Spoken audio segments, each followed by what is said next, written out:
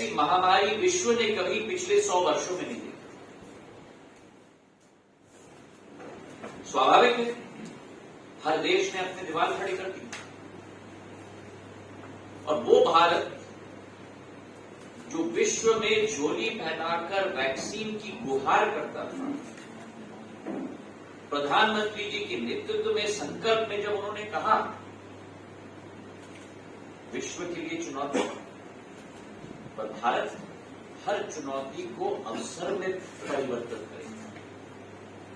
और उस संकल्प के साथ जिस देश में एक भी वैक्सीन की आविष्कार या उत्पादन नहीं हुई थी, उसी देश में दो कोविड के वैक्सीन की आविष्कार और उत्पादन क्षमता की शुरुआत की। और ऐसा कोविड काल में वैक्सीनेशन का एक अभियान, जो हम देश की बात छोड़ें, विश्व ने न देखा। कोविड के समय में 220 करोड़ टीके लगे, और हर व्यक्ति जिसे टीका लगा, अमेरिका जैसे देश, इंग्लैंड जैसे देश में कागज के पर्ची पे लिखा जाता था आपका नाम, जिस दिन पे आप आए और जिस दिन पे टीका लगा। पर भारत में कोविन एप्लीकेशन के आधार पर, सूचना प्रौद्योगिकी की क्षमता के आधार पर हर व्यक्ति को एक डिजिटल सर्टिफिकेट प्रदान किया। यह आसान बात नहीं है मेरे भाइयों। महामारी के समय में ऐसी क्षमता को उजागर करना किसी देश में, और आज वो कोविन की क्षमता विश्व के कई देश भारत से लेना चाहते।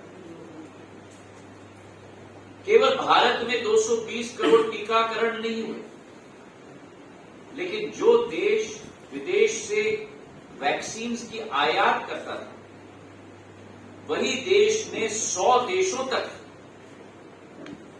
जो विचारधारा है हमारी संस्कृति की, हमारी मूल्य की, हमारी पुरानी इतिहास की, वासुदेव कुटुंबकम, उसी देश ने 100 देशों तक वैक्सीनों का निर्यात किया, ताकि भारतीयों की तो जान बचाई, लेकिन विश्व के 100 देशों के लोगों की जान बचाने में भी भारत का पूर्ण रूप से योगदान है। आर्थिक प्रगति 6.1% के आधार पर बढ़ रही, जो आज विश्व में एक नया कीर्तिमान, सबसे विकसित प्रगतिशील देश के रूप में आज भारत बन रहा है। सबसे बड़ी आबादी का देश, सबसे नौजवान देश, 140 करोड़ की आबादी, 70% देश की जनता 35 वर्ष की आयु के नीचे, मतलब 90 करोड़ लोग। मानव संसाधन की शक्ति आज भारत की आप देखें, अमेरिका की 3 गुना आबादी, यूरोप की 1.5 गुना, सबसे बड़ी आबादी का देश, सबसे बड़े युवा शक्ति का देश, और सबसे तेज गति से आर्थिक प्रगति करने वाला देश।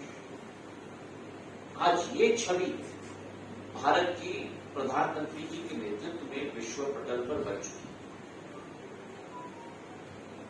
और इसके पीछे कई स्तंभ हैं, कई नींव, कई योजनाएं हैं, कई संकल्प हैं, और उन नींवों पर, संकल्पों पर, योजनाओं पर थोड़ा प्रकाश में डालना चाहूंगा। सरकार की पहला संकल्प कि गरीबों का उत्थान, गरीबों के लिए सेफ्टी नेट। एक समय था हमारे देश में जहां केंद्र में बैठी हुई सरकार ये कहती थी कि अगर 1 रुपया केंद्र से भेजा जाता है तो केवल 15 पैसे लाभार्थी के खाते में पहुंचता है। आज जो रूपरेखा प्रधानमंत्री जी के द्वारा बनाई गई, चाहे 50 करोड़ जनधन के अकाउंट की हम बात करें, चाहे यूपीआई की हम बात करें, उसके आधार पर जब केंद्र में, दिल्ली में में बटन दबाया जाता है तो वो राशि सीधे लाभार्थी के खाते में 100% पहुंचाया जाता है। बीच में कोई बिचौली नहीं। यह परिवर्तन आज सूचना प्रौद्योगिकी की क्षमता के आधार पर जैम योजना के खाते खोलने के आधार पर आज संभव हो पाए। कोविड के समय में पूरे विश्व में एक भय का माहौल था।